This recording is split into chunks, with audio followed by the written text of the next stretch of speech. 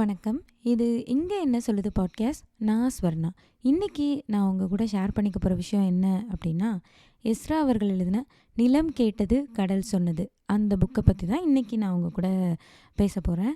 So இந்த புக்கில் S Ramakrishnan எதை பற்றி சொல்லியிருந்தாங்கன்னா, அவங்க ஜப்பான் போயிட்டு வந்த அந்த அனுபவத்தை பற்றியும், அதுக்கப்புறம் இங்கே வால்டன் யுஎஸில் வந்து வால்டன் அப்படின்ற ஒரு ஏரி அங்கே போயிட்டு வந்த அனுபவத்தை பற்றியும் தான் எழுதியிருப்பாங்க. ஸோ இது வந்து 2 பாகங்களாக இருக்கும். ஒன்று வந்து ஜப்பான், ஹிரோஷிமா அந்த தாக்குதல் அதெல்லாத்தையும் பற்றி இருக்கும்.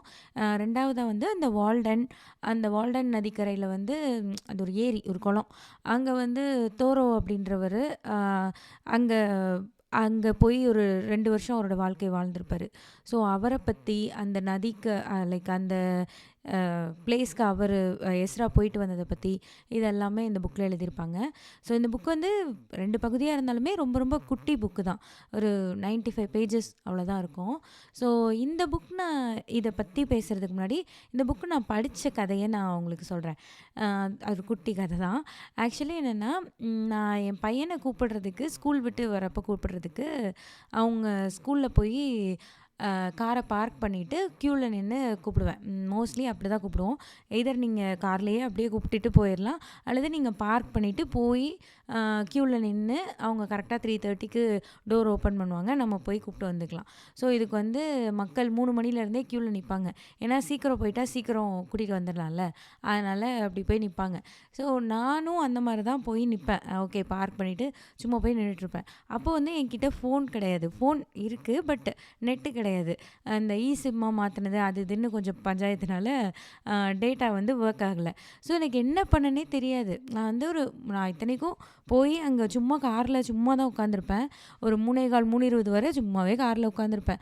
அதுக்கப்புறமா போயிட்டு அவனை கூப்பிட்றதுக்கு அந்த ஒரு லாஸ்ட் 10 மினிட்ஸில் போய் கூப்பிட்றதுக்கு நின்றுட்டுருப்பேன். ஸோ ஏன் இதில் சீக்கிரம் போயிடுறேன்னா, இல்லைன்னா பார்க்கிங் இடம் கிடைக்காது. இங்கே அவ்வளோ கூட்டம் இருக்குன்றனால இடம் இருக்காது. ஸோ இப்படி தான் அந்த ப்ராசஸ் போயிட்டே இருந்தது. ஒரு 2-3 நாளைக்கு அப்புறம் எனக்கு ரொம்ப போர் அடிச்சது. என்ன செய்கிறது, காரில் உட்காந்தும் என்ன பண்ணேன்னு தெரில, அங்கே போய் நின்றும் எனக்கு என்ன பண்ணேன்னு தெரியல. ஸோ நான் என்ன பண்ண ஆரம்பித்தேன்னா, புக்கு எடுத்துகிட்டு போக ஆரம்பித்தேன். ஏதாவது ஒரு புக்கு அங்கே போய் படிக்கலாம் அப்படி சொல்லிட்டு எடுத்துகிட்டு போக ஆரம்பித்தேன். நான் சும்மா அப்படி போன பழக்கத்துக்கு நான் அங்கே அந்த க்யூவில் நிற்கிறப்போ ஒரு மேபி ஒரு 15 to 20 மினிட்ஸ் டெய்லி நிற்பேன். ஸோ அந்த டைமில் புக்கு படிக்க ஆரம்பித்து கிட்டத்தட்ட 3வது புக்கு ஃபினிஷ் பண்ண போகிறேன் அந்த க்யூவில் நின்று. அதில் ஒன்று தான் "நிலம் கேட்டது கடல் சொன்னது", அப்புறம் "காச்சர் கோச்சர்", அதுக்கப்புறமா இப்போ வந்து இன்னொரு புக்கு படிச்சுட்ருக்கேன், ஆல்மோஸ்ட் முடிக்க போகிறேன். ஸோ வீட்டிலலாம் இந்த புக்கு நான் படிக்கவே இல்லை. நான் வந்து அங்கே நின்று மட்டும்தான் படித்தேன். அங்கே நின்று படித்தேன், இந்த புக்கை முடிச்சிடுற மாதிரி தான் எனக்கு இருந்தது. ஸோ இது ஏன் நான் சொல்கிறேன் அப்படின்னா, நான் என்கிட்டயுமே ஃபோன் இருந்ததுன்னா நான் அந்த அந்த இடத்துல புக்கு படிக்கிறத பற்றி யோசிச்சிருக்கவே மாட்டேன். நான் வந்து ரீல்ஸ் பார்த்துட்டு இருந்திருப்பேன், அல்லது சும்மா ஏதாவது ரீட் பண்ணிகிட்டு இருந்திருப்பேன், விகடன் அந்த மாதிரி ஏதாவது பார்த்துட்டு இருந்திருப்பேன், அல்லது வாட்ஸ்அப் மெசேஜ் பண்ணிகிட்டு இருந்திருப்பேன், ஏதோ ஒன்று பண்ணிகிட்டு இருந்திருப்பேன் என்கிட்ட நெட்டு இருந்தது அப்படின்னா. நான் என்ன சொல்ல, அங்கே அங்கே ஒருவேளை என்கிட்ட ஃபோன் டேட்டாலாம் இருந்து நான் புக்கு படிக்கணுன்ற எண்ணம் எனக்கு வந்திருக்குமானா வந்திருக்கவே செய்யாது. எனக்கு அது ஆக்வர்டாக தெரியும். நம்ம இங்கே வந்து சீன் போடுற மாதிரி இருக்கோ, நம்ம நின்றுட்டு ஆமாம் இவ பெரிய இவ இங்கே நின்று தான் புக்கு படிப்பா, வீட்டிலலாம் படிக்க மாட்டாளோ அப்படின்ற மாதிரி யாரும் நினச்சிருவாங்களோ, இப்படிலாம் எனக்கு தோணியிருக்கும். ஏன் எனக்கு அது தோணவே இல்லை, ஆக்வர்டாக தெரியவே இல்லைன்னா, ஏன்னா என்கிட்ட செய்கிறதுக்கு வேறு வேலை இல்லை. அங்கே எல்லாருமே ஃபோன் தான் பார்த்துட்ருப்பாங்க, எனக்கு என்ன செய்யன்னு தெரியல. அதனால நான் எடுத்துகிட்டு போய் படிக்க ஆரம்பிச்சு அந்த பழக்கம் எனக்கு பிடிச்சி போய் அப்படியே கண்டினியூ பண்ணுறேன். பரவாயில்லையே, நம்ம ஈஸியாக ஒரு புக்கை முடிச்சிடலாம் போலையே இந்த மாதிரி நின்று அப்படி சொல்லி எனக்கு அது ஈஸியாக இருந்தது. ஸோ அதுக்கப்புறம் தான் எனக்கு தோணுச்சு, நான் வந்து ஒரு க்யூவில் நிற்கல ஃபோன் பார்க்குறதுக்கோ, பாட்டு கேட்குறதுக்கோ, இன்ஸ்டாகிராம் யூஸ் பண்ணுறதுக்கோ இதுக்கெல்லாம் வந்து ஆக்வர்டாக ஃபீல் பண்ணதே இல்லை. ஐயோ என்ன நினப்பாங்களோ அப்படி சொல்லி நான் நினச்சதே இல்லை. நானே பார்த்துருக்கேன், நிறைய பேர் சவுண்ட் வால்யூம்லாம் கூட வச்சே, லைக் ஹெட்ஃபோன்ஸ்லாம் இருக்காது, சும்மா லவுடராக வால்யூம் வச்சே ரீல்ஸு வீடியோஸ்லாம் அங்கே பார்த்துட்டு தான் இருப்பாங்க. நம்ம இதுக்கெல்லாம் பெருசாக யோசிக்கிறதே கிடையாது. என்ன இப்போ அப்படின்ற மாதிரி தான் இருக்கும். ஆனால் ஒரு புக்கு படிக்கிறதுக்கு யாரும் எதுவும் நினச்சிருவாங்களோன்னு ஏன் எனக்கு தோணுச்சுன்னே எனக்கு தெரில. இன்கேஸ் இது இல்லைன்னா அப்படி தான் எனக்கு தோணியிருக்கும். அது ஆக்வர்டாக இருக்க மாதிரி தான் தோணியிருக்கும். ஸோ இதெல்லாம் ஏன் சொல்கிறேன்னா, உங்களுக்கு இந்த மாதிரி ஒரு மெட்ரோவில் ட்ராவல் பண்ணுற மாதிரியோ அல்லது ஒரு ட்ரெயினில் பஸ்ஸில் அப்படி ஏதாவது ஒரு ஒரு 10 நிமிஷம் இல்லை ஒரு க்யூவில் நிற்கிற மாதிரி ஒரு ஸ்பேஸ் கிடச்சிது. டெய்லி நான் இந்த இந்த 10 நிமிஷம் இப்படி தாங்க நின்றுட்டுருப்பேன், அந்த இடத்துல ஃபோன் தாங்க யூஸ் பண்ணுவேன் அப்படின்னு ஏதாவது ஒரு ஸ்பேஸ் இருந்தது, ஒரு டைம் உங்கள் டேயில் இருந்ததுன்னா அந்த 10 நிமிஷத்தை கொண்டு போய் ஒரு புக்கில் போடுங்க. ரொம்ப ஈஸியாக நீங்கள் புக்கு படிக்க ஆரம்பிச்சிருவீங்க. ஏன்னா நானுமே ஒழுங்காலாம் படிக்க மாட்டேன், அப்பப்போ விட்டுருவேன், அப்பப்போ திரும்ப படிப்பேன், இந்த மாதிரி தான் இருக்கும். ஸோ டெய்லி இந்த க்யூவில் நிற்கிறப்போ இந்த பிக்கப் லைனில் நிற்கல நான் வந்து ஒரு 20 மினிட்ஸ் புக்கு படிப்பேன் அப்படின்றது எனக்கு ஒரு ரொட்டீன் ஆக ஆரம்பிச்சதுக்கப்புறம் எனக்கு ரொம்ப ஜாலியாகிடுச்சு. நிறைய நிறைய புதுசு புதுசாக படிக்கிறதுக்கும் நல்லாயிருக்கு. அது ஒரு மீ டைம் மாதிரி எனக்கு ஆயிடுச்சு. குழந்தைங்க அதெல்லாம் இல்லாமல் நான் உண்டு என் புக்கு உண்டு அப்படி சொல்லி பொதுவாக மீ டைம் வந்து நம்ம எங்கே தேடுவோன்னா நான் மட்டும் இருக்கணும் அந்த மாதிரி ஒரு பர்சனல் ஸ்பேஸாக தேடிட்டு இருப்பேன்னா நான் யூஸ்வலி அப்படி தான் தேடுவேன்.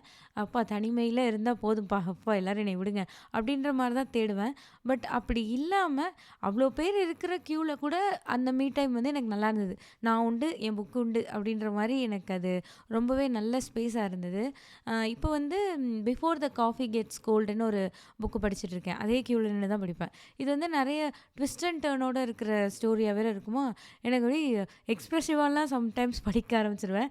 அப்புறம் அப்புறம் ஐயோ நம்ம க்யூவில் நிற்கிறோன்னு கொஞ்சம் யோசிப்பேன். ஸோ அவ்வளோ நல்லா இருக்குது. அந்த ஒரு பப்ளிக்காக இருக்கிற இடத்துல நீங்கள் ஃபோன் பார்க்காம புக் படிக்கிறது, ஒரு டைம் உங்களுக்கு கிடைக்கிறது, அது ரொட்டீன் ஆகிறது ரொம்ப நல்லாயிருக்கு. ஏன்னா யூஸ்வலி நம்ம வந்து காலைல எழுந்திரிச்சோன்னே கொஞ்சம் நேரம் படிங்க, தூங்குறதுக்கு முன்னாடி கொஞ்சம் நேரம் படிங்க, இல்லை டெய்லி ஒரு ½ அன் ஹவராவது படிங்க இப்படிலாம் சொன்னால் நமக்கு அந்த டைமை நம்மளால் பெருசாக கொடுக்கவே முடியாது. நானுமே இந்த சஜஷன்லாம் நிறைய கேட்டிருக்கேன். பட் என்னால் அதை கொடுக்கவே முடிஞ்சதில்லை. அப்படி ப்ராப்பராக இந்த டைம் எனக்கு புக் படிக்கிறதுக்கு அப்படின்னு எனக்கு வந்ததே இல்லை. ஸோ இது வந்து அப்படி கொடுக்க முடிஞ்சுது. ஸோ நீங்களும் இந்த மாதிரி எங்கேயாவது க்யூலேயோ இல்லை ட்ராவல்லையோ இருந்தீங்கன்னா ஒரு புக்கை வச்சுக்கோங்க. ஒரு குட்டி புக்காக எடுங்க. ஏன்னா அதான் சீக்கிரம் முடிஞ்சிடும். மேபி ஒரு 50 to 100 பேஜஸ் இருக்கிற மாதிரி ஒரு புக் எடுங்க. நீங்கள் டெய்லி 10 மினிட்ஸ் அந்த மாதிரி ஒரு ட்ராவல்லையோ எதுலையோ படிச்சிங்கன்னா டொயிங்கின்னு அந்த புக்கே முடிஞ்சிடும். பரவாயில்லையே இதில் நம்ம புக்கே முடிச்சிட்டோமே அப்படின்ற ஒரு ஃபீலில் ரீட் பண்ண ஆரம்பிச்சிடலாம். ஸோ இதுதான் நான் சொல்லணும்னு நினச்சேன். ஸோ இப்போ புக்கு நிலம் கேட்டது கடல் சொன்னது. இதில் வந்து எஸ்ரா அவர்கள் ஜப்பானுக்கு போன அதை அவருடைய அனுபவங்களை பற்றி சொல்லியிருப்பார். குறிப்பாக ஹிரோஷிமாவுக்கு அவர் போயிட்டு வந்த அனுபவத்தை பற்றி இதில் பகிர்ந்திருப்பாங்க. இவர் ஜப்பான் மக்களை பற்றி சொல்லல, அவங்க வந்து நம்ம நிறைய கேள்விப்பட்டிருப்போம், ரொம்ப டிசிப்ளின்டாக இருப்பாங்க, டைம்லியாக இருப்பாங்க, பங்க்சுவலாக இருப்பாங்க, அந்த மாதிரிலாம் கேள்விப்பட்டிருப்போம். அதெல்லாம் தான் இவரும் சொல்லியிருக்காரு. நான் சின்ன வயசில் ஜப்பான், இந்தோனேஷியா இந்த மாதிரி நாடுகளோட பேரை கேட்டதே நியூஸில் தான் கேட்டிருக்கேன். மோஸ்ட்லி என்ன நியூஸ் வரும்னா ஜப்பான், இந்தோனேஷியா பகுதிகளில் வந்து எரிமலை வெடிச்சிருச்சு, அங்கே வந்து நிலநடுக்கம் ஏற்பட்டுருச்சு, பூகம்பம் வந்துருச்சு, அந்த மாதிரி வந்துகிட்டே இருக்குமா. அப்போல்லாம் எனக்கு என்ன ஃபீல் ஆகும்னா, அப்பாடா நம்மலாம் நல்லவேளை இந்தியாவில் பிறந்திருக்கோம், நம்ம ஊருக்குலாம் அதெல்லாம் வராது, நிலநடுக்கம்லாம் வராது, இப்படி அப்போ ஒன்றும் தெரியாதுல்ல. ஸோ அந்த மாதிரி தான் நான் ஃபீல் பண்ணியிருக்கேன். அப்படி தான் சின்ன வயசில் நான் யோசிச்சிருக்கேன். இந்த புக்கு படிக்கையில் எஸ்ரா ஒரு விஷயம் எழுதியிருந்தார். ஜப்பானில் வந்து கிட்டத்தட்ட 100க்கும் மேற்பட்ட எரிமலைகள் இருக்குது. ஸோ அங்கே வந்து அதிகமான நிலநடுக்கம், சுனாமி எல்லாமே வருது.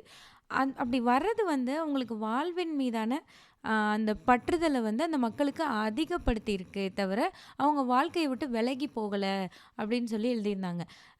ஏன்னா நீ வாழ்க்கை ரொம்ப நிலையில்லாத ஒன்றுன்னு புரிஞ்சுக்கிற தருணத்தில் தான் அதை வாழ ஆரம்பிப்போம் அப்படின்றதுனால அவங்க எப்போ வேணாலும் நிலநடுக்கம் வரும், எப்போ வேணாலும் எதுவுமே ஒன்றும் இல்லாமல் போகும் அப்படின்ற புரிதல் ஏற்படுறப்போ அவங்க வாழ்க்கையை நல்லா வாழ ஆரம்பிக்கிறாங்க அப்படின்ற மாதிரி எழுதியிருந்தார். ஸோ அது எனக்கு ரொம்ப பிடிச்சிருந்தது. ஓ இப்படி ஒரு பாயிண்ட் ஆஃப் வியூ இருக்குல்ல அப்படின்ற மாதிரி இருந்தது. அண்ட் அதுக்கப்புறம் ஒரு புத்தர் சிலை அங்கே இருக்கிறத பற்றி எழுதியிருந்தார். அது என்னென்னா ஒரு புத்தர் சிலைக்குள்ளே நம்ம போயிட்டு வர மாதிரி, உள்ளே போயிட்டு வெளில வர மாதிரி ஒரு சிலை இருக்குமா. அந்த சிலை என்ன நோக்கத்தோடு உருவாக்கியிருக்காங்கன்னா, நமக்குள்ளே போய் நம்மளை பற்றி தெரிஞ்சுக்கிறதுக்கு. நீங்கள் புத்தருக்குள்ளே போய் வெளியில் வரப்போ நமக்குள்ளே நாம் வந்து உள்ளே போய் நம்மளை புரிஞ்சுக்கிற மாதிரியான ஒரு அண்டர்ஸ்டாண்டிங் வரணும் அப்படின்றதுக்காக அந்த மாதிரி ஒரு சிலை ஏற்படுத்தியிருக்காங்க. அது ரொம்ப அமைதியாக ரொம்ப நல்லாயிருக்கும் அப்படின்னு எழுதியிருந்தாங்க. அதுக்கப்புறம் நம்ம ஜப்பான் அப்படி சொன்னால் நமக்கு என்ன ஞாபகம் வரும்? மோஸ்ட்லி நம்ம சின்ன வயசில் படித்தது வச்சது இதெல்லாம் இப்போ வந்து நிறைய என்ன சொல்ல சோஷியல் மீடியாலாம் வந்ததுக்கப்புறம் vlogs அதெல்லாம் வந்தோன்னா ஜப்பான் டூர் அதெல்லாம் நம்ம பார்த்துருப்போம். பட் அதுக்கு முன்னெல்லாம் அந்த கண்ட்ரி பற்றி அது பேர் சொன்னோன்னே என்ன ஞாபகம் வரும்னா, ஹிரோஷிமா, நாகசாக்கி இந்த மாதிரி அங்கே வந்து அணுகுண்டு போட்டுட்டாங்க. அதுக்கப்புறமா அந்த மக்கள் வந்து மீண்டு வந்திருக்காங்க.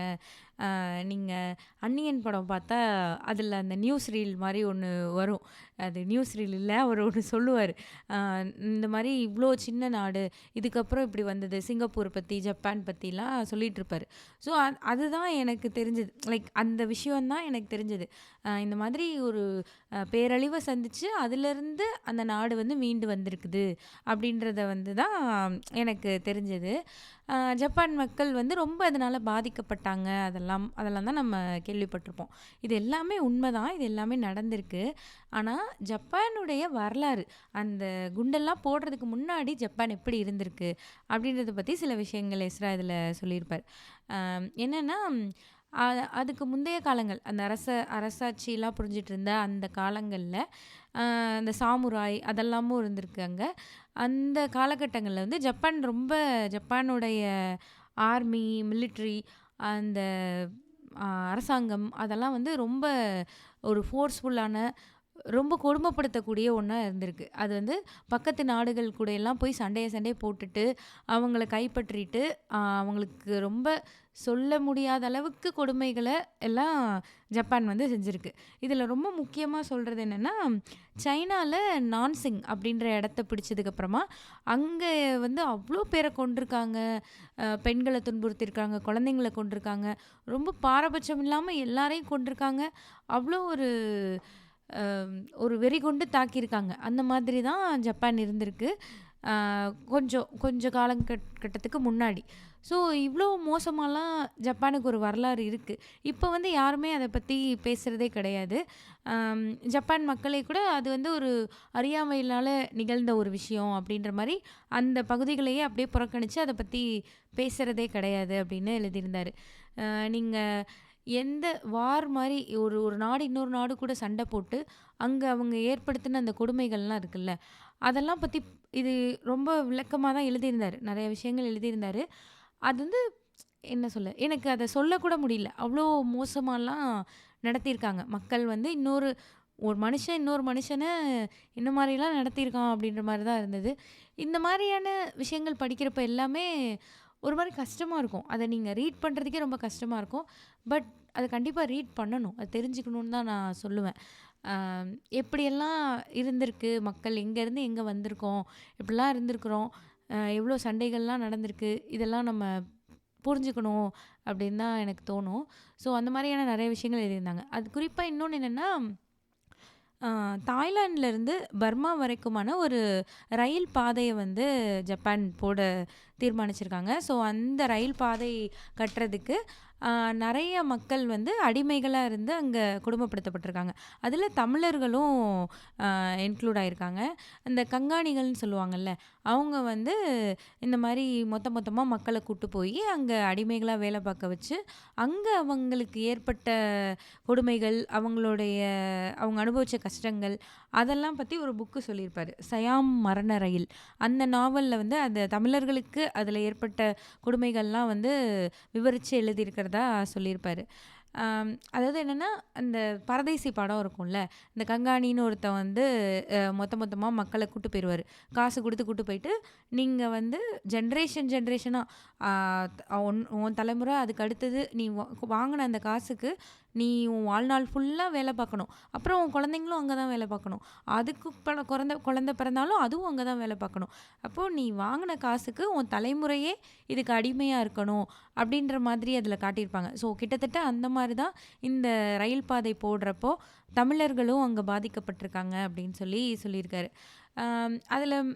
இதில் இந்த புக்கில் குறிப்பாக என்னென்னா, இந்த மாதிரி நிறைய புக்ஸை வந்து எஸ்ரா சஜஸ்ட் பண்ணியிருக்காரு.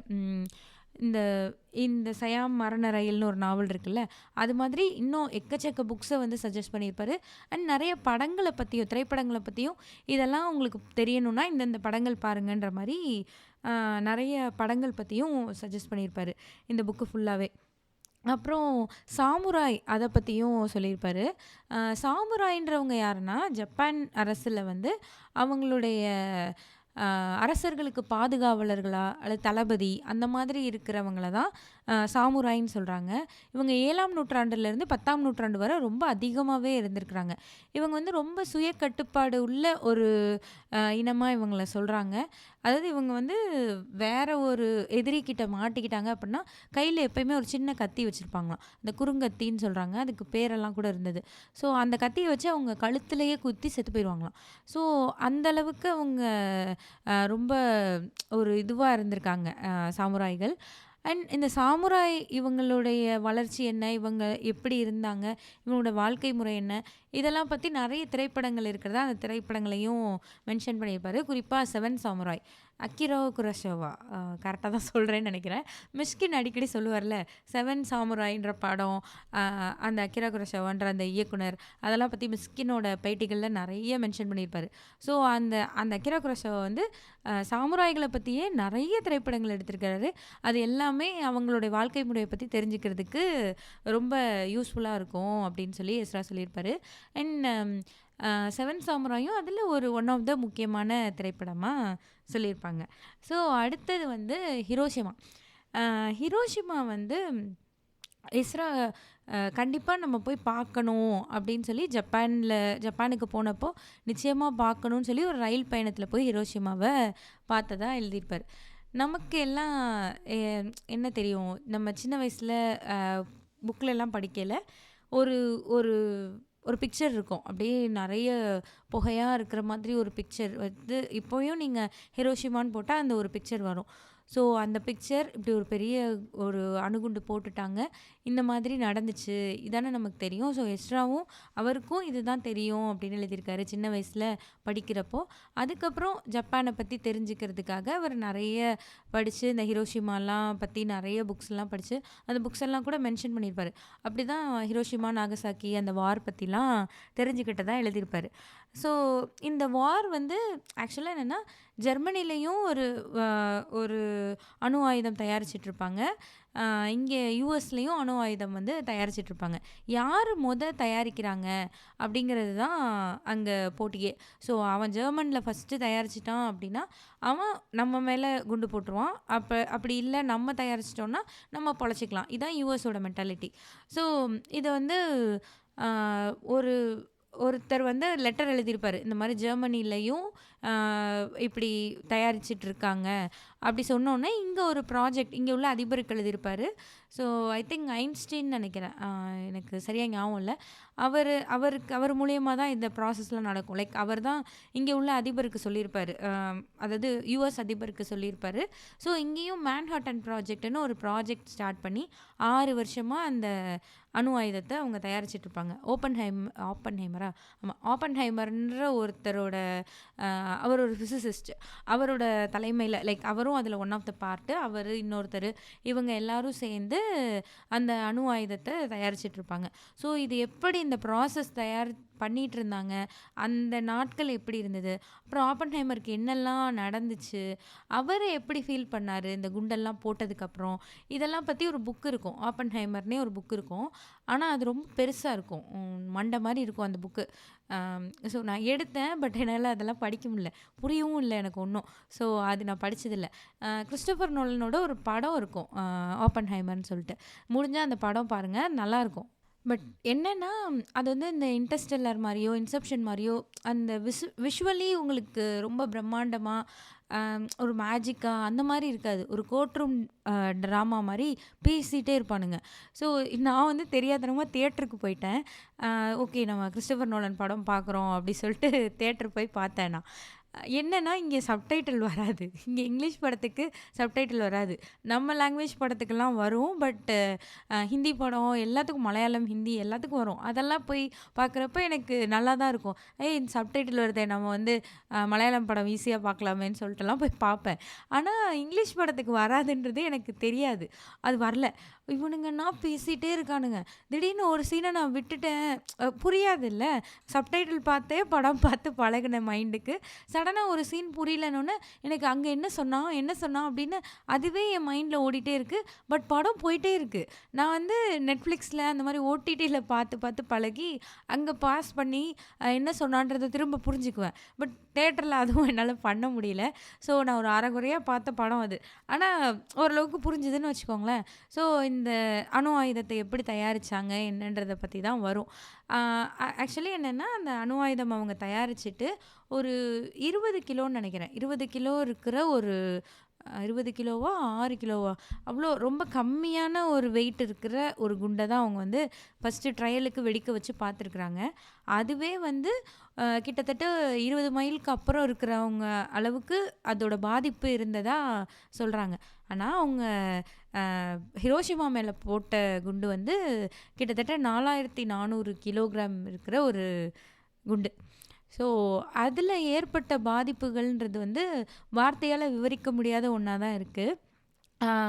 அங்கே ஹிரோஷிமான்றது ஒரு புல்லு கூட முளைக்காது அப்படின்ற மாதிரி தானே ஆயிடுச்சு. அவங்க அந்த குண்டெல்லாம் போட்டதுக்கப்புறம் அதோடைய தாக்கம், அணு ஆயுதம், அந்த அணுக்கதிர்களோட அந்த தாக்கத்திலேருந்து மீண்டு வர்றதுக்கு ரொம்ப கஷ்டம்னு நினைக்கப்பட்ட ஒரு நாடு இப்போது அது அவ்வளோ நல்லா இருக்குது. அவ்வளோ பசுமையாக ஒரு ஒரு சூப்பரான ஒரு சிட்டியாக அந்த ஹிரோஷிமா இப்போ இருக்குது அப்படின்னு சொல்லியிருந்தாரு. அண்டு அங்கே ஒரு பூங்கா இருக்குது. இந்த மாதிரி இறந்தவங்களுக்கு நினைவாக இருக்கிற ஒரு இடம். அங்கே வந்து உலக அமைதிக்காக ஒரு பெரிய மணி கூட வச்சுருக்குறாங்க. அந்த மணியை போய் அடிக்கிறாங்க அங்கே பார்த்துட்டு வரவங்க எல்லாம் உலக அமைதிக்காக. அப்புறம் ஒரு மியூசியம். இந்த இந்த இது இருக்கு இல்லையா, லைக் குண்டு போட்டதுக்கப்புறமா அந்த எஞ்சிய பொருட்கள்லாம் இருக்குல்ல, அந்த மாதிரி பல 100 பொருட்கள் அந்த மியூசியம் ஃபுல்லாக வச்சுருக்காங்க. பல கதைகள் என்னெல்லாம் நடந்திருக்கு அப்படின்றதெல்லாம் அந்த மியூசியமில் இருக்குதுன்னு சொல்லியிருக்காரு. அண்டு ஒரு சாதாரண நாள், ஒரு காலையில் ஒரு மிகச்சாதாரண நாள், ஒரு நாளில் எல்லோரும் ஸ்கூலுக்கு கிளம்பிகிட்ருக்குறாங்க, ஆஃபீஸ் கிளம்பிகிட்ருக்காங்க. அப்படின்றப்போ இந்த மாதிரி ஒரு குண்டு வந்து விழுந்திருக்கு. அவ்வளோ பேரும் இறந்துருக்குறாங்க. ஸோ ஏன் ஹிரோஷிமாவை வந்து சூஸ் பண்ணியிருக்காங்க அப்படின்றதுக்கு யூஎஸ் ஒரு ரீசன் சொல்லுது. அங்கே தான் வந்து மிலிட்ரி பேஸ் அதிகமாக இருக்குது. ஜப்பானோட மிலிட்ரி பேஸ் அதிகமாக இருந்திருக்கு. ஸோ அதனால தான் ஹிரோஷிமாவை சூஸ் பண்ணியிருக்காங்க. ஒரு 4 இடங்களை சூஸ் பண்ணியிருக்காங்க மொத்தமாக. அதில் one of the place Hiroshima. So அங்கே தான் இது பண்ணியிருக்காங்க. அண்ட் ஹிரோஷிமாவில் போட்டதுக்கப்புறமா இந்த மாதிரி ஒரு போட்டது வந்து ஒரு அணு ஆயுதம், அங்கே யூஸ் பண்ணப்பட்டது ஒரு அணு ஆயுதம்ன்றதோ அல்லது இவ்வளோ பெரிய பாதிப்பு அங்கே நடந்திருக்குன்றதோ அவ்வளோ ஈஸியாக எல்லாருக்கும் தெரிஞ்சிடல. அந்த நகரமே அழிஞ்சு போச்சு. ஆனால் அதை பற்றின நியூஸ் மற்ற எல்லாருக்கும் வந்து சேர்றதுக்கு கொஞ்சம் டைம் எடுத்திருக்கு. ஈவன் ஜப்பானிய அரசே வந்து அங்கே என்ன நடந்துச்சுன்னு சொல்லி ஃப்ளைட்டில் போய் பார்க்கலாம் அப்படின்னு பார்க்குறப்போ அங்கே உள்ளேயே நுழைய முடியல. அவ்வளோ புகை, அவ்வளோ ஒரு மாதிரி இருட்டான மாதிரி ஃபுல்லாக புகை, உள்ளேயே நுழைய முடியல, உள்ளேயே பார்க்க முடியல. அவ்வளோ மோசமாக இருந்திருக்கு. அண்ட் யூஎஸுமே ஒரு 16 மணி நேரத்துக்கு அப்புறமோ என்னமோ தான் சொல்லியிருக்கு, நாங்கள் இந்த மாதிரி இந்த ஜப்பானில் இந்த நகரத்தின் மீது நாங்கள் அணு ஆயுதத்தை தான் போட்டிருக்கோம் அப்படின்றது அதுதான் அங்கே பிரயோகப்படுத்திருக்குன்றத ரொம்ப லேட்டராக தான் சொல்லியிருக்கு. ஸோ ஈவன் ஹிரோஷிமாவில் இந்த மாதிரி ஒரு குண்டு போட்டதுக்கப்புறம் கூட ஜப்பான் வந்து சரணடையலை. அதனால தான் அவங்க நாகசாக்கியில் திரும்ப ஒரு குண்டு போட்டிருக்காங்க. ஸோ இதில் வந்து ஒருத்தரை பற்றி எழுதியிருப்பார், அவரோட பேர் தெரில. அவருடைய இன்டர்வியூஸ்லாம் இப்போ கூட சில நியூஸ் சேனல்ஸில் இருக்குதுன்னு சொல்லியிருப்பார். அவர் வந்து 2 ஹிரோஷிமா, நாகசாக்கி 2 இடத்துல குண்டு போடையிலையுமே அங்கே இருந்திருக்கிறாரு. ஆக்சுவலாக ஃபஸ்ட்டு ஹிரோஷிமாவில் போட்டிருக்காங்க. அங்கே இவர் வந்து ஒரு வயல்வெளியில் இருந்திருக்காரு, பொட்டேட்டோ ஃபார்மில் இருந்திருக்காரு. அப்படியே படுத்துட்டாரு. அங்கே குண்டு போட்டுட்டாங்க. என்ன சொல்ல, ஒரு சூரியனே வெடித்த மாதிரியான ஒரு இது இருந்தது. அந்த எஃபெக்ட் அப்படி இருந்தது. என்ன நடக்குதுன்னே தெரில. ஆனால் சாதாரணமாக போடுற ஒரு பாம் இல்லை, அது வேறு ஏதோன்றது மட்டும் புரிஞ்சிருக்கு அவருக்கு. அங்கேருந்து அவர் தப்பிச்சு ஓடிருக்காரு. தப்பிச்சு ஓடின இடம் தான் நாகசாக்கி. அங்கே போகிற வழியை வந்து அவர் சொல்லியிருக்காரு. ஒருத்தர் தும்மி இருக்காரு அந்த வழியில். அப்போது அவரோட நாக்கு அப்படியே கீழே வந்து விழுந்திருக்கு. ஸோ அந்த அணுக்கதிர்களோட தாக்கம்லாம் அவ்வளோ மோசமாக இருந்திருக்கு. இவருக்கு உடம்பெல்லாம் எரிஞ்சிருக்கு. உடம்பெல்லாம் எரியுது. என்ன பண்ணன்னு தெரியல. தண்ணி எதுவும் குடிக்க முடியல. தண்ணிக்குள்ளே விழுந்தாலும் தண்ணியும் சேர்ந்து கொதிக்குது. எந்த நீர்நிலையுமே குளிர்ச்சியாகவே இல்லை. அங்கே போய் விழுந்தாலும் அதுவும் அவ்வளோ கொதிக்குது. இப்படியெல்லாம் சொல்லி இவர் ஓடி வந்திருக்காரு நாகசாக்கிக்கு. அங்கே வந்து எல்லாத்தையும் சொல்லியிருக்காரு. இந்த மாதிரி ஒரு ஒரு நிகழ்வு நடந்துருச்சு. ஹிரோஷிமாவே அழிஞ்சு போயிருச்சு. இப்படிலாம் சொன்னால் அவரை யாரும் நம்பலை. அவர் அப்படி ஒரு குண்டு விழுந்து அங்கேருந்து நீ தப்பிச்சு ஓடி வந்தியா அப்படின்ற மாதிரி தான் அவரை பார்த்துருக்காங்க. பட் நிஜமாவே அவர் அப்படி தான் வந்திருக்காரு. அப்புறம் அவர் வந்த இடம் நாகசாக்கியில் அங்கேயும் குண்டு போட்டுட்டாங்க. ஸோ அங்கேருந்தும் தப்பிச்சிருக்காரு. இந்த மாதிரி 2 இடத்துலையுமே இருந்து 2 இடத்துலையுமே உயிர் பிழைச்ச ஒருத்தர்னு சொல்லி அவருடைய அனுபவங்கள் அதெல்லாம் பற்றியும் எழுதியிருந்தார். ஸோ நான் இது சொல்லையில் அவங்களுக்கு வந்து ஜஸ்ட் லைக் தட் நான் சொல்லிட்டே போகிற மாதிரி இருக்கும். ஆனால் ரீட் பண்ணையில் ரொம்ப வேதனையாக இருந்தது. ஐயோ, மக்கள் இப்படி இல்லாமல் அங்கே பாதிக்கப்பட்டிருப்பாங்க அப்படின்னு சொல்லி. அண்ட் இன்னொரு விஷயம் என்னென்னா, அங்கே போட்ட அந்த 4600 கிராம் இருக்கிற 600 கிலோ இருக்கிற அந்த லிட்டில் பாய் தானே, லிட்டில் பாய் ஃபேட் மேன் நினைக்கிறேன். ஸோ அந்த குண்டுகளே அவ்வளோ தாக்கம் ஏற்படுத்தியிருக்குன்னா, அதை விட பல மடங்கு ரொம்ப சக்தி வாய்ந்த நியூக்ளியர் வெப்பன்லாம் இப்போது இருக்குது. யூஎஸ் மாதிரி, ரஷ்யா மாதிரியான கண்ட்ரீஸில் இருக்குது. அண்டு இந்தியாலையும் கூட இருக்குது. இந்தியா, பாகிஸ்தான் மாதிரி நிறையா கண்ட்ரீஸில் இந்த மாதிரி நியூக்ளியர் வெப்பன்லாம் தயாரித்து அவங்களுடைய சேஃப்டிக்காக அவங்க வச்சுருக்குறாங்க. ஸோ அதெல்லாம் பிரயோகப்படுத்தினாங்கன்னா என்ன ஆகுறது அப்படின்றத நினச்சே பார்க்க முடியல. அண்டு இன்னொரு விஷயம் இவர் எழுதியிருந்தது என்னென்னா, ஒரு ஒரு குழந்தைய பற்றி. அந்த குழந்தை வந்து இந்த மாதிரி ஹிரோஷிமாவில் குண்டு போடுறப்போ அந்த பொண்ணு ஒரு பிரிட்ஜில் நின்றுட்டு இருந்திருக்கா. 2 வயசு அந்த குழந்தைக்கு. அவள் வந்து அப்படி அந்த பாம் விழுந்த அந்த அதிர்வில் ரொம்ப தூரத்தில் தான், ஒரு அந்த இடத்துலையே இருந்தாங்கன்னா அவங்க என்ன நடக்குதுன்னு தெரியறதுக்கு முன்னாடியே செத்து போயிருப்பாங்க. வலியை உணர்றதுக்கு முன்னாடியே அவ்வளோ ஃபாஸ்ட்டாக செத்துருப்பாங்க. ஸோ கொஞ்சம் தூரத்தில் இருக்கிறவங்க தானே அதிகமாக பாதிப்புகள் அவங்களுக்கு அதிகமாக இருக்கும். ஸோ அவங்க வந்து அந்த மாதிரி இடத்துல இருந்த ஒரு குழந்தை, அந்த குழந்தை வந்து தூக்கி எறியப்பட்டுறா. அந்த பிரிட்ஜில் இருந்து ஒரு தண்ணிக்குள்ளே விழுந்துடுறா. அவங்க அம்மா அந்த குழந்தைய காப்பாற்றி கொண்டு போய் ஹாஸ்பிட்டலில் சேர்க்குறாங்க. இந்த குழந்தைக்கு வந்து திரும்ப திரும்ப ஏதேதோ நோய் வந்துகிட்டே இருக்குது. புதுசாக நோய் வந்துகிட்டே இருக்குது. எல்லாத்துக்குமே காரணம் அந்த அணுக்கதிர்கள் தான். அதோட தாக்கம் அந்த குழந்தை மேலே இருக்கிறது தான்னு சொல்கிறாங்க. ஸோ அந்த பொண்ணுக்கு அட்லாஸ்ட் அவளுக்கு வந்து லுக்கீமியா இருக்குது, அதாவது பிளட் கேன்சர் மாதிரி ஒரு இது இருக்குதுன்னு சொல்லிடுறாங்க. அவள் பொழைக்கிறது ரொம்ப கஷ்டம்னு சொல்லிடுறாங்க. அந்த பொண்ணுக்கு 12 வயசுக்கிட்ட இருக்கையில் அந்த பொண்ணு இனிமேல் பொழைக்காதுன்னு சொல்கிறப்போ அவள் வந்து வாழ்க்கையே வெறுத்து அந்த மாதிரி இருக்கா. அவளோட ஸ்கூல் ஃப்ரெண்டு ஒரு பொண்ணு டெய்லி வந்து அவளை பார்த்துட்டே இருக்கா. ஜப்பானில் ஒரு இது என்னென்னா, ஒரு கொக்கு, அந்த கொக்குக்கு பேர் தெரியல எனக்கு. அந்த கொக்கை பார்த்தாங்க அப்படின்னா 1000 வருஷம் வாழுவாங்க அப்படின்ற மாதிரி ஒரு நம்பிக்கை. ஸோ இந்த ஃப்ரெண்டு பொண்ணு இவகிட்ட வந்து என்ன சொல்கிறான்னா, நீ அந்த ஆரிகாமி இருக்கும்ல, ஸோ அந்த மாதிரி பேப்பர் கொக்கு, நீ அந்த பேப்பரில் 1000 கொக்கு செஞ்ச அப்படின்னா நீ பொழைச்சிருவ. நம்ம வந்து கொக்கு பார்த்தாங்கன்னா இந்த மாதிரி பொழைச்சிருவாங்கல்ல, ரொம்ப வருஷம் வாழுவாங்கல்ல, அப்போ இந்த மாதிரி நீ 1000 கொக்கு செஞ்சேன்னா நீ பொழைச்சிருவேன்னு அந்த பொண்ணுகிட்ட வந்து சொல்கிறாங்க. அந்த பொண்ணு கொக்கு செய்கிறா. எல்லா பேப்பர்லேயும் கொக்கு செஞ்சுட்டே இருக்கிறா. அவளுக்கு பேப்பர் பத்தாமல் ஒரு கட்டத்தில் மருந்து சீட்டு, அவளுடைய மருந்தில் ஒட்டியிருக்கிற அந்த தாள் எல்லாத்தையும் எடுத்து அவங்க அதை பேப்பர் க்ரெயின்னு சொல்கிறாங்க. ஸோ அது செஞ்சுட்டே இருக்கா. இதை பார்த்து அந்த பொண்ணோட ஃப்ரெண்டு, அவள் ஸ்கூல் ஃப்ரெண்ட்ஸ் எல்லாம் அவங்களும் நிறைய பேப்பர்லாம் கொடுத்துட்டே இருக்காங்க. அவள் செஞ்சுட்டே இருக்கா. வாழ்க்கையே அதாவது 2 வயசுலேருந்து 12 வயசு வரை கிட்டத்தட்ட 10 வருஷமாக நோய்வாய்ப்பட்டு இருக்கிற பொண்ணு, அவ்வளோதான் இனிமேல் நமக்கு வாழ்க்கையே இல்லை அப்படின்னு ஒரு வாழ்க்கை மேலே ஒரு பிடித்தமே, வாழ்க்கைனா என்னன்னே தெரியாதுல்ல, அந்த வயசில் இவ்வளோ உடம்பு சரியில்லாமல் வந்து ஒரு இதே இல்லாமல் இருக்க பொண்ணு, நீ இந்த மாதிரி 1000 வந்து செஞ்சு முடிச்சிட்டேன்னா நீ பொழைச்சிக்குவேன்னு சொன்னதுக்கப்புறமா அந்த பொண்ணு அதை செய்ய ஆரம்பித்ததுக்கப்புறமா அவள் இன்னுமே பிரைட் ஆகுறா. அந்த பொண்ணு ஓகே, நம்ம எப்படினாலும் பொழைச்சிடலாம், 1000 கொக்கு செஞ்சிட்டோன்னா நம்மளை காப்பாற்றிடுவாங்க, நம்ம எப்படியாவது மீண்டு வந்துடலாம் அப்படின்ற நம்பிக்கை வந்ததுக்கப்புறமா அந்த பொண்ணு இன்னுமே நல்லா பெட்டர்லாம் ஆக ஆரம்பிக்கிறா. அவள் லைக் ஹெல்த் வைஸ் இல்லைனாலும் அவளுடைய ஆக்டிவிட்டி வைஸ் எல்லாத்துலேயுமே அவள் நல்ல பெட்டர்மெண்ட் அவளுக்கு வந்து கிடைக்கிது. ஸோ இப்படியே போயிட்டே இருக்கையில் அந்த பொண்ணு 664 கொக்கு வரை செஞ்சிடறா, போய் இறந்துடுறா. 664 கொக்கு செஞ்சுட்டு அந்த பொண்ணு 1000 செஞ்சு முடிக்க முடியல. இறந்துடுறா. அந்த பொண்ணுடைய ஃப்ரெண்ட்ஸு, ஸ்கூல்ல இருக்கிறவங்க, இவங்க எல்லாரும் அந்த மீத கொக்குகள் எல்லாத்தையும் பேப்பர் கொக்குகள்ல செஞ்சு, அந்த 1000 பேப்பர் கொக்குகளோட சேர்த்து அந்த பொண்ண வந்து புதைக்கிறாங்க. அந்த பொண்ணுடைய சமாதி வந்து இந்த ஹிரோஷிமால இருக்கு அப்படின்னு சொல்லி அத எழுதியிருந்தாரு. அண்ட் இத பத்தி ஒரு புக்கு சடாக்கோ, அந்த பொண்ணோட பேரு சடாக்கோ. சடாக்கோ அண்ட் தி 1000 பேப்பர் கிரெயின்னு ஒரு புக் இருக்கு.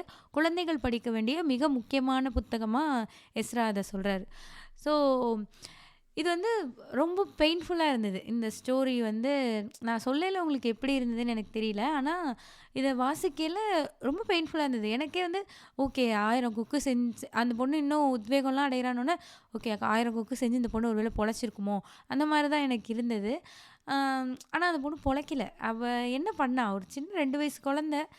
அவ அந்த இடத்துலயே கூட இறக்கல. அது ஒரு 10 வருஷம் அதுக்கான வலியையும், வேதனையும் அனுபவிச்சு அதுக்கப்புறமா இறந்திருக்கா.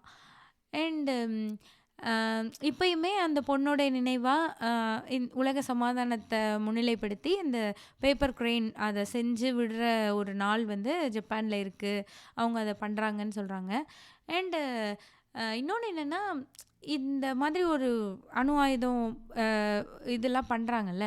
இதில என்ன யூஸ் பண்ணாங்க? இதில யூஸ் பண்ணது யுரேனியமும், இன்னொன்னு ஒரு இதுவும். ஸோ அது என்ன ஆட்டம்லாம் யூஸ் பண்ணாங்க? என்ன நடந்துச்சு? அப்படின்றத கூட அமெரிக்கா வந்து வெளியிடவே இல்ல. ரொம்ப வருஷத்துக்கு அவங்க சொல்லல. ரொம்ப நாட்களுக்கு அவங்க சொல்லல. ஸோ பாதிக்கப்பட்டவங்கள எப்படி ட்ரீட் பண்ணணுன்றது கூட ஜப்பான்ல தெரியல. என்னமோ நடக்குது. என்ன நடக்குதுன்னு தெரியல. அங்க என்ன யூஸ் பண்ணாங்க? எத யூஸ் பண்ணி அந்த நியூக்ளியர் பாம் வந்து அவங்க பண்ணாங்கன்றது தெரிஞ்சா தானே, அதோட எஃபெக்ட் என்னன்னு தெரிஞ்சா தானே, அவங்களுக்கான ட்ரீட்மெண்ட் குடுக்க முடியும். அத கூட இந்த நாடு சொல்லல. அப்படிதான் அவங்க இருந்திருக்காங்க. ஸோ அதுலேருந்து தான் மீண்டு வந்திருக்காங்க. அண்ட் இது வந்து என்னன்னா, இப் இப் அ இதெல்லாம் நடந்தப்போ ஒரு அரசர் இருந்திருப்பார்ல. ஸோ அவருடைய தளபதி தான் ரொம்ப வெறிகொண்டு போர்லாம் பண்ணணும். நம்ம எப்படியாவது மத்த நாடுகளெல்லாம் கைப்பற்றணும் அப்படின்ற மாதிரியான எண்ணத்தோட அவர் தான் அதிகமா அந்த போர்ல வந்து அ முனைப்பு காட்டியதா சொல்றாங்க. ஆக்சுவலா யுஎஸ்ஸ வந்து ஜப்பான் தான் உள்ள இழுத்து விடும். யுஎஸ்ல இருக்கிற போர்க்கப்பல் மீது அது அந்த இடம் பேர் தெரியல எனக்கு மறந்துட்டேன். ஸோ அந்த போர்க்கப்பல் மேல ஜப்பான் வந்து ஃபர்ஸ்ட் அவங்க தான் தாக்குதல் நடத்துவாங்க. அண்ட் மறுபடியும் இன்னொரு போர்க்கப்பல் மேலும் தாக்குதல் நடத்துவாங்க. அதுக்கப்புறம் தான் யுஎஸ் உள்ள வரும். ஸோ இந்த மாரி இஷ்யூஸ்லாம் வரும். அண்ட் ஹிட்லர் இறந்ததுக்கு அப்புறமா ஜெர்மனி சரணடைஞ்சிரும். ஆனா ஜப்பான் வந்து போர விடுறதா அதுக்கு எண்ணமே இருக்காது. ஸோ அத கண்ட்ரோல் பண்றதுக்காக தான் நாங்க இத பண்ணோம். இது வந்து வேற தவிர்க்க முடியாத ஒரு இழப்புன்ற மாரி தான் இன்னைக்கும் யுஎஸ் சொல்லுது. பட் இதுதான் நடந்தது. ஸோ அந்த தளபதி இருக்காரு இல்லையா? அவரு தான் ரீசன் இதுக்கெல்லாம் அப்படி சொல்லி அந்த அரசர் வந்து அந்த தளபதிய வந்து அரெஸ்ட் பண்ணி அவர வந்து அ லைக் அவருக்கு ஏதோ தண்டனை குடுத்துடுறாங்க. அவர் இறந்துடுறாரு. அந்த அரசர் வந்து ஜப்பானோட வரலாற்றிலேயே முறையா ஹிரோஷிமால இந்த மாரி தாக்குதல் ஏற்படுத்ததுக்கு அப்புறமா, அவரு ரேடியோ மூலியமா வந்து மக்கள் கூட பேசியிருக்காரு. இந்த மாதிரி நடந்துருச்சு. அ இதுக்கு இதுக்கு இந்த மாரி பொறுப்பேத்துக்கிறோம். இந்த மாரிலாம் நாங்க ஆக்ஷன்ஸ் எடுக்கிறோம். அப்படிலாம் வந்து அவரு பேசியிருக்காரு. ஸோ வாட் எவர் ஹேப்பன் அந்த கவர்மெண்ட் எல்லாம் இருந்தாலுமே, அந்த பாதிக்கப்பட்ட மக்கள், அந்த பாதிப்பு அங்க இருந்த மக்கள், அவங்களுக்கு தானே அதோட வேதனையும், அதோட பாதிப்பும். ஸோ வாழ்க்கையில எல்லாருமே அட்லீஸ்ட் ஒரு முறையாவது பார்க்க வேண்டிய இடமா ஹிரோஷிமாவ வந்து அ எஸ்ரா சொல்றாரு. எனக்கு வந்து என்னன்னா, நான் இந்த மாதிரி ஒரு பிளேஸ் பார்த்தேன். இங்க நியூயார்க்ல அந்த ட்வின் டவர் இடிஞ்ச அந்த இடம் இருக்குல்ல, அது வந்து இப்போ அத நீங்க போய் பார்க்கலாம். அங்க வந்து ஒரு பெரிய ஒரு ஒரு ஃபவுண்டைன் மாரி ஒண்ணு கிரியேட் பண்ணி, அத சுத்தி ஒரு செவுரு கட்டி, அந்த செவுருல வந்து இறந்தவங்க பேரெல்லாம் எழுதி வச்சிருப்பாங்க. அத பொறிச்சு வச்சிருப்பாங்க. ஸோ அது வந்து ஒரு ஒரு ஃபன் பிளேஸ் மாரி ஃபன் பிளேஸ்ன்னு இல்ல. ஒரு டூரிஸ்ட் பிளேஸ் மாரி தான் இப்ப இருக்கு. எல்லாரும் வந்து பார்ப்பாங்க. 2 மியூசியம் இருக்கும். கவர்மெண்ட் ரன் பண்ற ஒரு மியூசியம் இருக்கும். இன்னொன்னு வந்து சர்வைவர்ஸ் ஒண்ணு நடத்துவாங்க. அது ஒண்ணு இருக்கும். ஸோ இதில தப்பிச்சவங்க, பொழைச்சவங்க, அவங்க கோ த்ரூ பண்ணதெல்லாம் வந்து அவங்க பேசுவாங்க. அங்கேயுமே இது மாரியான திங்ஸ் எல்லாம் இருக்கும். அங்க கண்டெடுக்கப்பட்ட அந்த அ அ பொருட்கள், அதுக்கப்புறம் அங்க இறந்தவங்களுடைய கதைகள், அது எல்லாமே இருக்கும். ஸோ இந்த மாரி பிளேஸஸ் பார்க்கையில வந்து ரொம்ப கஷ்டமா இருக்கும். எனக்கு இன்னுமே அதில ஞாபகம் இருக்க ஒண்ணு என்னன்னா, நான் இன்னும் ஒரு பேராக அங்கே படிச்சுட்டே இருந்தேன். அப்போது ஒரு லேடியோட பேர் எழுதி, அந்த லேடி அவங்க பேர் அண்ட் ஹேர் அன்பார்ன் சைல்டுன்னு எழுதியிருந்தது. எனக்கு அந்த இடத்துல அழுகழுகையாக வருது. அந்த குழந்தை என்ன பண்ணும்? ஒரு மாசமா இருக்கவங்க அந்த ட்வின் டவர்ல இருந்திருக்காங்க. இந்த தாக்குதலால இறந்துருக்குறாங்க. அந்த குழந்தை என்ன பண்ணுச்சு? அதுக்கு பேர் கூட இல்ல. அது அங்க எழுதி வச்சிருக்கிறாங்க அப்படின்றது வந்து ரொம்ப கஷ்டமா இருந்தது. அண்ட் அந்த ஒரு சர்வைவர் வந்து பேசினாரு. ஆக்சுவலா நமக்கு எல்லா நியூஸ்லலாம் நம்ம பார்த்துருப்போம்ல. இந்த ட்வின் டவர் இடிஞ்சதுக்கு அப்புறமா அதோடைய பாதிப்பு, அங்க இத்தன பேர் இறந்துட்டாங்க, 2000 பேர் இறந்துட்டாங்க. இந்த மாரி நியூஸ் பேப்பர்ல வந்துட்டே இருக்கும். நியூஸ்ல நம்ம பார்த்துருப்போம்ல. ஆனா அந்த இடத்துல மட்டும் பாதிப்பு ஏற்படுத்தல. நியூயார்க்ன்றது ஒரு ஒரு ஒரு நகரம். ஸோ எவ்வளோ ஒரு ஒரு பிஸியான ஒரு நகரம். அவ்வளோ கிட்ட கிட்ட பில்டிங்ஸ் இருக்கிற ஒரு ஒரு சிட்டி அது. ஸோ அந்த ட்வின் டவர் மேல ஒரு ஃப்ளைட்டு மோதி அங்க அது இடியுது. அவ்வளோ பெரிய பாதிப்புனா, நியர்பைலயும் அதோட பாதிப்பு இருந்திருக்கும்ல. நான் எங்ககிட்ட பேசின சர்வைவர் வந்து பக்கத்துல இருந்த ஒரு ஹாஸ்பிட்டல்ல இருந்தவர் அவரு. இங்க மோதினதுல அங்க இருக்க கிளாஸஸு, அங்க இருக்கிற அந்த டெப்ரிஸ்லாம் வரும்ல, அதெல்லாம் அவர் மேல பட்டு, அவருக்கு இன்ன வரையும் 20 சர்ஜரிஸ் அவர் வந்து கோ த்ரூ பண்ணியிருக்காரு. அவரு இந்த மாரி தான் எங்களுக்கு நடந்தது. எங்கள பத்தி எந்த நியூஸு எந்த மீடியா எதுவுமே கவர் பண்ணல. பட் எங்கள மாரி நெறைய பேர் இருக்காங்கன்னு சொல்லி அவருடைய இதெல்லாம் சொல்லியிருந்தாரு. நமக்கு வந்து இறந்தவங்க தான் தெரியும். பட் அதில பொழைச்சவங்க இருக்காங்கல்ல, அவங்க கோ த்ரூ பண்ற விஷயம் இருக்குல்ல. எனக்கு ஸ்டில் இப்பயுமே மண்டை எப்படி ஒர்க் ஆகும்னா, ஏதோ ஒரு அசம்பாவிதம் நடந்துருச்சு, ஒரு ஆக்சிடென்ட் நடந்துருச்சு, அல்லது இந்த மாதிரி ஏதோ ஒரு போர்ல ஏதோ நடந்துருச்சு. என்னமோ வாட் எவர் இட் இஸ். ஒண்ணு நடக்கையில இத்தன பேர் இறந்துட்டாங்கன்னா, ஐயோ! பாவம் இறந்துட்டாங்க. அப்பன்னா இத்தன பேர் படுகாயங்கள் அப்படிலாம் சொல்லல. அவ்வளோதான். 18 பேர் படுகாயம், 20 பேர் படுகாயம்னா, ஓகே நல்ல வேளை பொழைச்சிட்டாங்க. அப்படிதான் இருக்கும். ஆனா, அவங்க கோ த்ரூ பண்றது என்ன? அவங்களோட லைஃப் என்ன? இது வந்து நமக்கு நியூஸா பார்க்கையில, நல்ல வேளை பொழைச்சிட்டாங்க அப்படி சொல்லி மனுஷங்களோட மண்டை அப்படிதான் சிந்திக்குமா? இல்ல என் மண்டை தான் அப்படி சிந்திக்குதான்னு தெரியல. ஸோ அந்த மாரி தான் நான் நெனப்பேன். சின்ன வயசுலேருந்தே அப்படிதான் நியூஸை பார்த்து பார்த்து பழகியிருப்போம். ஓகே நல்ல வேளை அவங்க பொழைச்சிட்டாங்கல்ல, பாவம் இறந்தவங்க, அப்படிதான் நம்ம பார்ப்போம்.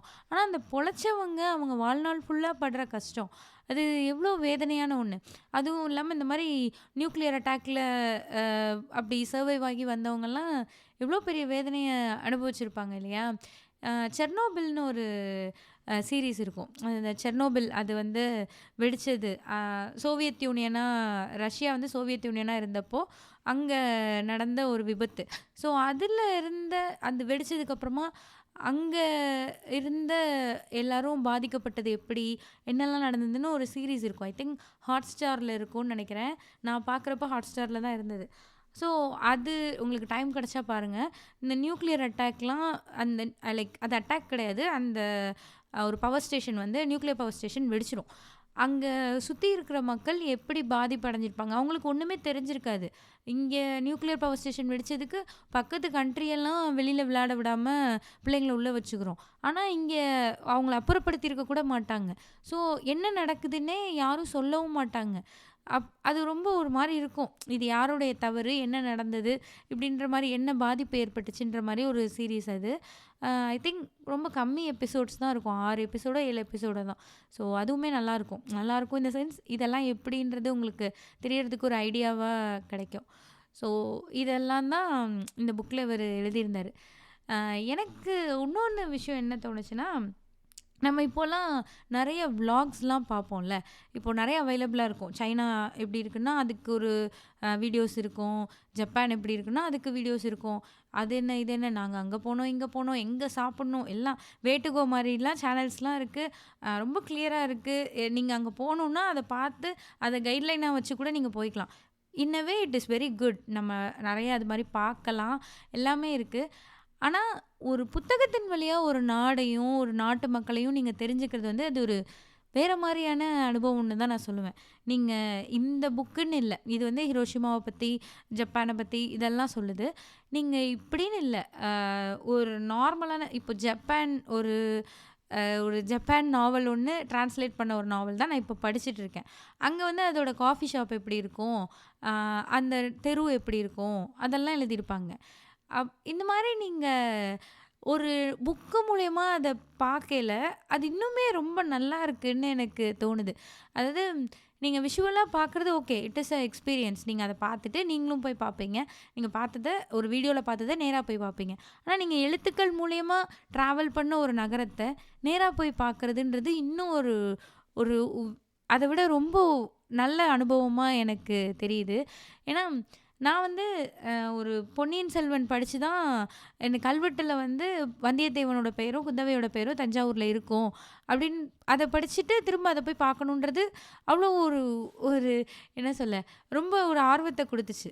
இதே ஒருத்தவங்க வீடியோவில் வந்து பார்த்தீங்களா இதாங்க அந்த கல்வெட்டு, இங்கே வந்தியத்தேவன் பேர் எழுதியிருக்கு, இங்கே குந்தவை பேர் எழுதியிருக்குன்னு சொன்னால் அவ்வளோதான், ஓ அப்படியா அப்படின்ட்டு நான் போயிடுவேன். ஆனால் நான் எழுத்துக்கள் மூலயமா ஒரு நகரத்தை பார்த்துட்டு அப்போது அதை திரும்ப பார்க்கணுன்னு ஏற்படுற ஆசையும், ஒருவேளை அதை பார்த்துட்டா எப்படி இருக்குன்றதும் வந்து ரொம்ப நல்லா இருக்குது. லைக் வீடியோவாக பார்க்குறத விட இன்னுமே நல்ல அனுபவமாக இருக்கும்னு எனக்கு தோணுச்சு. ஸோ கண்டிப்பாக இந்த புக்கு படிங்க. நான் ஹிரோஷிமா பற்றி சொல்லவே இவ்வளோ தூரம் வந்துட்டேன். ஆல்மோஸ்ட் 1 hour ஆக போகுதுன்னு நினைக்கிறேன். 40 minutes கிட்ட ஆயிடுச்சு. ஸோ இதுக்கப்புறம் அவர் வந்து தோரோ அவரை பற்றி எழுதியிருப்பார். தோரோங்கிறவர் யார் அப்படின்னா, இது வந்து ஜப்பான் கிடையாது, அமெரிக்கா. ஸோ தோரோ அப்படிங்கிறவர் யாருன்னா, காந்தியடிகள் வந்து தோரோ வந்து குருவாக ஏற்றுக்கிட்டாரு. லைக் அவரை ஃபாலோ பண்ணுவார். ஸோ இந்த தோரோன்றவர் யூஎஸில் இருக்க ஒருத்தர். அவருடைய லைஃப் எல்லாம் விட்டுட்டு வால்டன் அப்படிங்கிற ஒரு இங்கே இங்கே ஏரியா, நதியா, குளமா அது எனக்கு தெரியல. அது எல்லாமே பெருசு பெருசாக இருக்கும். இங்கே இருக்கிற நீர்நிலைகள் எல்லாமே ரொம்ப பெருசாக இருக்கும். ஏன்னா இவ்வளோ பெருசாக இருக்குது அப்படின்ற மாதிரி தான் எனக்கு தோணும். அது பார்த்தா கடல் மாதிரி இருக்கும். ஆனால் அது வந்து ஒரு ஏரின்னுவானுங்க, அணைன்னுவானுங்க, அந்த மாதிரி தான் இருக்கும். அவ்வளோ பெருசாக இருக்கும். ஸோ அந்த மாதிரி வால்டன் அந்த ஏரின்னு வச்சுக்குவோம். அங்கே போய் அவர் இருந்திருக்கார். அந்த ஏரிக்கிட்ட அவர் தனியாக வாழ்ந்திருக்காரு. அவருடைய அனுபவங்கள், அப்புறம் இயற்கை மூலிமா நம்ம புரிஞ்சுக்கிறது அப்படின்ற அனுபவங்கள், அதெல்லாம் பற்றி தான் அதில் எழுதியிருப்பாங்க. அந்த வால்டன் பகுதியில் வந்து அவர் எழுதியிருப்பார். அதாவது நீங்கள் வாக்கிங் போகிறத விரும்புகிற ஒருத்தராக இருந்தால் கண்டிப்பாக நீங்கள் அந்த வால்டன் அந்த பகுதியை வந்து படிக்கணும் அப்படின்னு நான் சொல்லுவேன். எஸ்ராவோட நிலம் கேட்டது கடல் சொன்னதில் அந்த செகண்ட் பார்ட்டு வால்டன் ஏரி பக்கத்தில் தோரோ வாழ்ந்த வாழ்க்கையும், தோரோ வாக்கிங் பற்றி என்ன சொல்கிறாரு அப்படிங்கிறதெல்லாம் வந்து கண்டிப்பாக படிக்கணும்னு நான் சொல்லுவேன். எனக்கு வந்து நான் வாக்கிங் அவ்வளோவா விரும்பாத ஒரு ஆள். ரீடிங் மாதிரி தான் எனக்கு வாக்கிங்கும். லைக் ரீடிங் பண்ணுறேன், பட் நிறைய நேரம் பண்ண மாட்டேன். ரீடிங் பண்ணால் நல்லா இருக்குன்றது எனக்கு தெரியும். ஆனாலுமே அதை விட்டுட்டு போய் எதையாவது பண்ணுவேன். தேவையில்லாத வேலையெல்லாம் நிறைய பார்ப்பேன். ஸோ அந்த மாதிரி தான் வாக்கிங் போனால் நல்லாயிருக்கும். வாக்கிங் போகிறப்ப என் மண்டை நல்லா வேலை செய்யும். என் டேயே ரொம்ப பீஸ்ஃபுல்லாக இருக்கும். அது எல்லாமே எனக்கு தெரியும். ஏன்னா நான் ஒரு 3 months கண்டினியூஸாக வாக் போய் அது வந்து வெயிட் லாஸ் பண்ணணுன்றதுக்காக போனேன். அதெல்லாம் பண்ணி எனக்கு அப்போது அந்த எக்ஸ்பீரியன்ஸ்லாம் நல்லா இருந்தது. வாழ்க்கையில் நம்ம வாக்கிங் டெய்லி போகணும் அப்படிலாம் நினச்சேன். பட் இப்போ பண்ணுறதில்ல. அந்த மாதிரி தான் வாக்கிங் போகணுன்றது பிடிக்கும். அது எவ்வளோ நல்லா இருக்குன்றதும் தெரியும். ஆனால் நான் பண்ண மாட்டேன். எனக்கே அந்த புக்கை படிக்கிறப்போ நல்லா இருக்கே, நம்ம ஏன் திரும்ப போகக்கூடாது அந்த மாதிரி நான் யோசித்தேன். ஸோ அவ்வளோ நல்லாயிருக்கும். ஒரு தோரோ அவருடைய வாழ்க்கையும், அவர் தனிமையை எந்த அளவுக்கு விரும்பியிருக்காரு, இயற்கையோடு எப்படி இருந்திருக்காரு.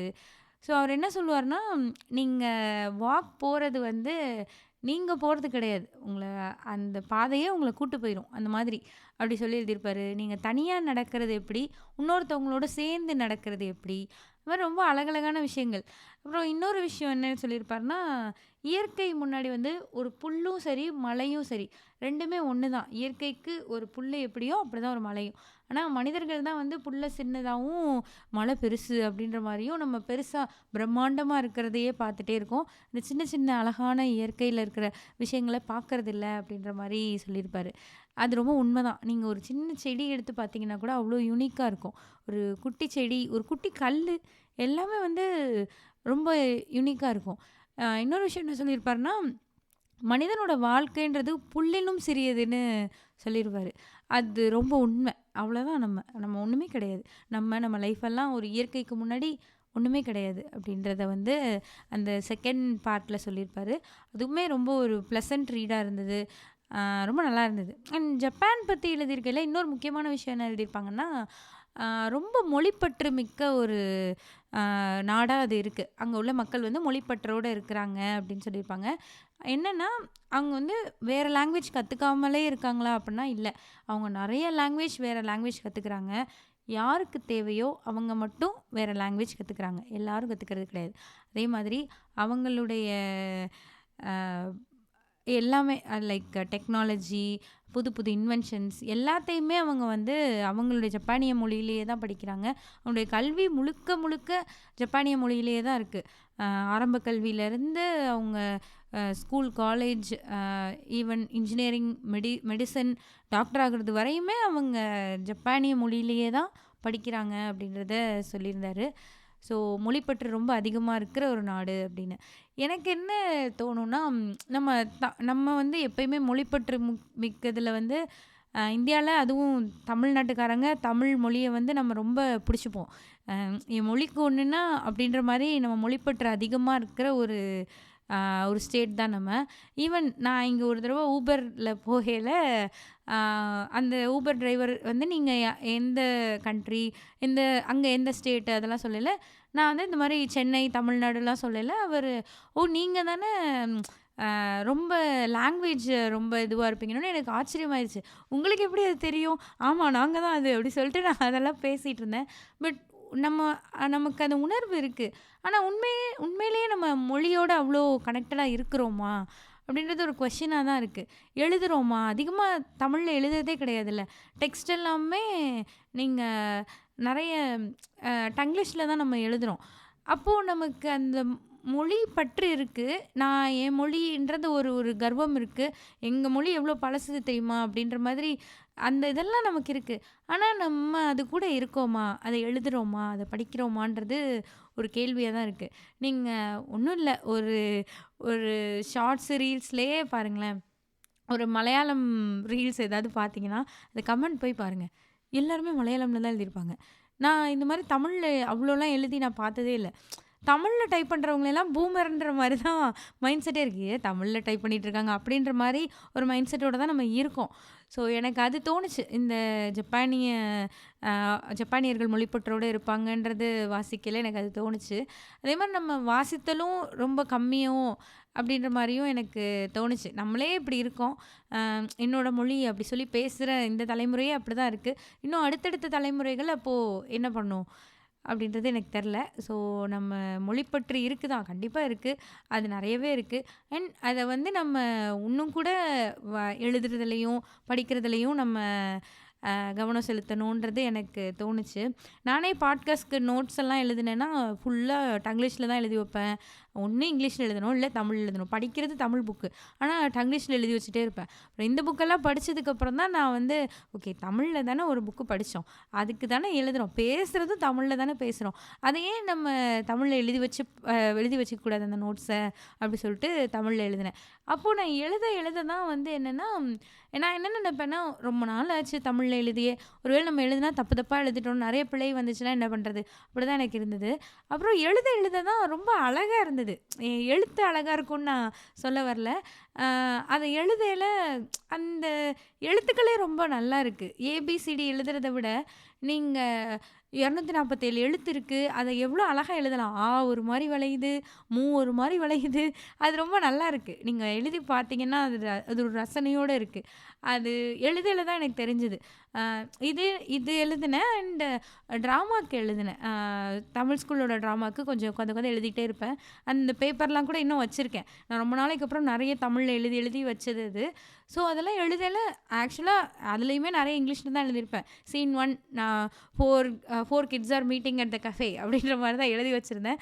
அதுக்கப்புறம் சரி பசங்க தமிழில் தானே பேசணும், அதை தமிழ்லையே எழுதுவோமேன்னு எழுத ஆரம்பித்தேன். அதெல்லாம் எழுதையில் தான் கொஞ்சம் அதிகமாக எழுதையில் தான் அந்த அந்த எழுத்தோட அழகே தெரியுது. அது ஒரு மாதிரி ரொம்ப அழகாக இருக்குது. எனக்கு அது சொல்ல தெரியல. நீங்கள் எழுதி பாருங்களேன். நம்மலாம் துணைப்பாடம் எழுதினவங்க தானே, பக்கமாக கதை எழுதினவங்க தானே. இப்போ ரொம்ப நாள் ஆச்சு, ஸோ எழுதலை. மறுபடியும் நீங்கள் தமிழில் எழுதி பாருங்களேன். டைப்பிங்கை விட எழுதி பாருங்களேன். ஒரு பேனா எடுத்து ஒரு பேப்பர் எடுத்து அழகழகாக எழுதி பார்த்தீங்கன்னா, முத்தாக எழுதலைன்னா கூட அந்த எழுத்தே முத்தாக தான் இருக்குது. அவ்வளோ அழகாக இருக்குது, அவ்வளோ பார்க்கவே ரொம்ப நல்லா இருக்குது. ஸோ அதுவும் நான் சொல்லணும்னு நினச்சேன். இதுதான் இந்த எபிசோடில் நான் உங்க கூட ஷேர் பண்ணணும்னு நினச்ச விஷயம். நீங்களும் நிலம் கெட்டது கடல் சொன்னது புக்கு கிடச்சிதுன்னா கண்டிப்பாக படிங்க. ரொம்ப நல்லா இருந்தது. இது வந்து எங்கள் அக்கா எனக்கு சொன்னா, இந்த புக்கு நல்லா இருக்கு, நீ படிச்சு பாருன்னு சொல்லி. ஸோ அதனால தான் நான் இந்த புக் படித்தேன். எஸ்ராவோட நிலம் கேட்டது கடல் சொன்னது. ரொம்ப குட்டி புக்கு தான், ரொம்ப நல்லா இருக்கு. ஸோ நீங்களும் கண்டிப்பாக ஒரு வாய்ப்பு கிடைச்சா இந்த புக்கை படித்து பாருங்கள். இந்த எபிசோடு எப்படி இருந்தது அப்படின்ற உங்களுடைய கருத்துக்களை எனக்கு இன்ஸ்டாகிராமில் டிஎம் பண்ணுங்கள். இந்த எபிசோட் நல்லா இருக்கு அப்படின்னு நினச்சிங்கன்னா உங்கள் ஃப்ரெண்ட்ஸ்க்கும் ஷேர் பண்ணுங்கள். நன்றி, வணக்கம்.